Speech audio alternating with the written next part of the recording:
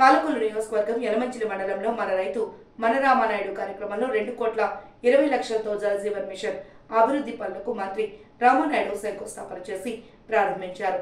అనంతరం ఆయన విలేకరులతో మాట్లాడుతూ రాష్ట్రంలో గడిచిన 5 ఏళ్లలో అరాచక పాలనలో రాష్ట్ర ఆర్థిక మూలాలు దెబ్బతినిపోయాయని, 14 లక్షల కోట్ల అప్పు ఏ శాఖలో చూసినా వేల కోట్లలో చెల్లించాల్సిన బకాయిలు అభివృద్ధికి ఆటంకాలుగా నిలుస్తున్నాయని, కూటమి ప్రభుత్వంలో రాష్ట్రంలోని అన్ని జలాశయాల్లోనూ వచ్చే జూన్కి సరిపడా నీటి నిల్వలు ఉన్నాయని, వేసవిలో తాగు, సాగు నీటి అవసరాలకు ఏ ఇబ్బంది లేదని, శిశుపాలుడు 100 తప్పులు మాదిరి జగన్ముఠా చేసిన వేల పాపాలు నేడు ఆ పార్టీకి శాపాలయ్యాయని, వైకాపా ఉనికి ప్రశ్నార్థకమయ్యే రోజులు ఆసన్నమయ్యాయని అన్నారు. ఈ కార్యక్రమంలో టీడీపీ, జనసేన, బీజేపీ నాయకులు పాల్గొన్నారు.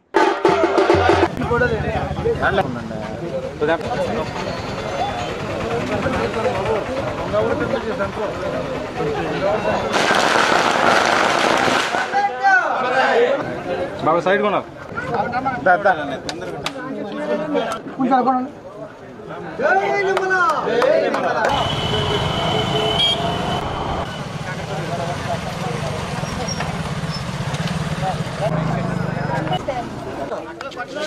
ఆగండి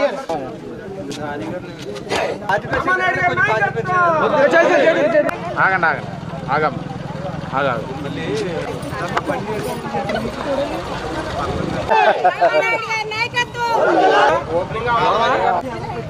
సార్ మీరు అండి, మీరు పక్క ఉండండి. చిన్నగారు కొద్దిగా చిన్నగా చూడండి ఆయన ఎదురుకుంటే తెచ్చా. ఓకే సార్ ఓకే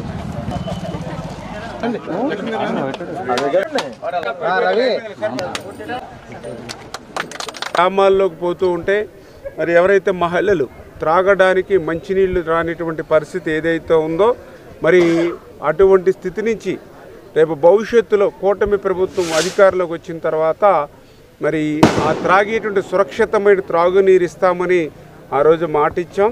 ఇచ్చినటువంటి మాటకు కట్టుబడి పాలకొల్లు నియోజకవర్గంలో సురక్షిత త్రాగునీరు నిమిత్తం అంటే ఇంటింటికి కుళాయి కానీ, ఫిల్టర్ బెడ్లు కానీ, సంపులు కానీ, ఓహెచ్ఆర్ల నిమిత్తం దగ్గర మరి 80 కోట్ల రూపాయలు మన నియోజకవర్గంలో కేవలం సురక్షిత త్రాగునీరు ఇవ్వడానికి మనం నిధులు కేటాయింపు చేసి వేళ శంకుస్థాపనలు చేసుకుంటూ వస్తూ ఉన్నాం.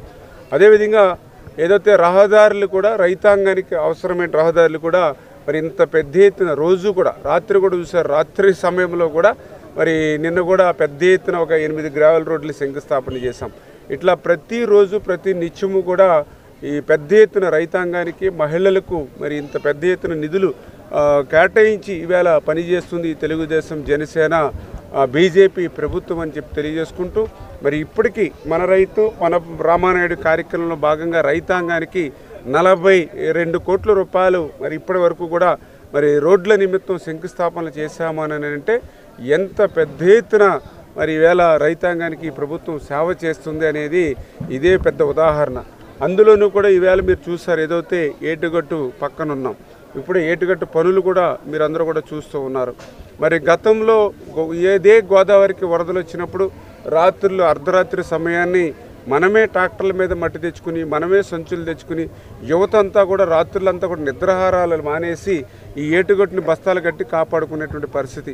మళ్ళీ ఈరోజు మన ప్రభుత్వం వచ్చింది 8 కోట్ల రూపాయలతోటి కంచుస్తంభపాలెం, బోరువుపల్లి, దొడ్డిపట్ల, లక్ష్మీపాలెం, యలమంచిలి వరకు కూడా మరి ఈవేళ ఆ ఏటుగట్టు పటిష్టత మరి ఈవేళ పనులు చేస్తూ ఉన్నాం. మరి నేను అడుగుతూ ఉన్నా, గత 5 సంవత్సరాల వైఎస్ఆర్సీపీ పాలనలో మరి ఒక్క తట్టమట్టి కూడా మరి వాళ్ళు వేసినటువంటి పరిస్థితి లేదు. ఒక్క రూపాయి కూడా మరి గ్రాంట్ ఇచ్చినటువంటి పరిస్థితి ఏటుగట్టుకు లేదు. అంటే పనిచేసేటువంటి ప్రభుత్వానికి, పనికిరానిటువంటి ప్రభుత్వానికి, పనిచేసేటువంటి నాయకుడికి, పనికిరానిటువంటి నాయకుడికి ఇవే ఉదాహరణలు ఇదే ఇటువంటివే. అంచేత ఖచ్చితంగా రేపు ఇంకా ఏదైతే ఇక యలమంచిలి నుంచి చించినాడ వరకు కూడా రిమైనింగ్ బ్యాలెన్స్ ఉంది ఏటుగట్టు, దానికి కూడా ఒక 8 కోట్ల రూపాయలు ఎస్టిమేషన్లు వేసాం. అది కూడా తొందరలోనే నిధులు మంజూరు చేసి టోటల్గా నా నియోజకవర్గంలో కంచుస్తంభంపాలెం నుంచి బాడవ ఎండింగ్ వరకు కూడా ఏటుగట్టుని అత్యంత పటిష్టం చేసి ఏమాత్రం వరద వచ్చినా కూడా ఆ యొక్క బెదురు అదురు లేకుండా మనందరం కూడా మరి ప్రశాంతంగా నిద్రించేటువంటి విధంగా ఏటుకొట్టుని పటిష్టం చేసేటువంటి బాధ్యత కూడా మేము తీసుకుంటామని చెప్పి తెలియజేసుకుంటూ, అందుకే మళ్ళీ చెప్తూ ఉన్నా, రోజు చెప్తూ ఉన్నా, ఈవేళ పాలకొల్లు నియోజకవర్గం ప్రజలందరూ కూడా ఆలోచించుకోవాలి. ఇంత కష్టకాలంలో ఆర్థికంగా ఇబ్బందులు ఉన్నటువంటి సమయంలో కూడా నిత్యం రోజు కూడా ఇన్ని కోట్ల రూపాయలు మీకోసం తీసుకొచ్చి, మీ అభివృద్ధి కోసం తీసుకొచ్చి, ఆ పనులను కూడా చక్క పరిగెట్టించుతూ పనిచేస్తున్నటువంటి తెలుగుదేశం, జనసేన, బీజేపీ ప్రభుత్వాన్ని మీరు ఎల్లప్పుడూ కూడా ఆశీర్వదించండి. ఎందుకంటే ఏదో ఒక్క ఛాన్స్ అంటే మోసపోయి మరి అధికార మార్పిడి చేస్తే మేము చేసిన పనులన్నీ కూడా విధ్వంసం అయిపోతూ ఉన్నాయి, మేము చేసిన పనులన్నీ కూడా ధ్వంసం అయిపోతూ ఉన్నాయి. మళ్ళీ వైకుంఠపాలిలో పెద్ద పాము కరిసినట్లుగా జగన్ రెడ్డి పాము కరిస్తే మళ్ళీ కిందకు వచ్చేస్తున్నాం.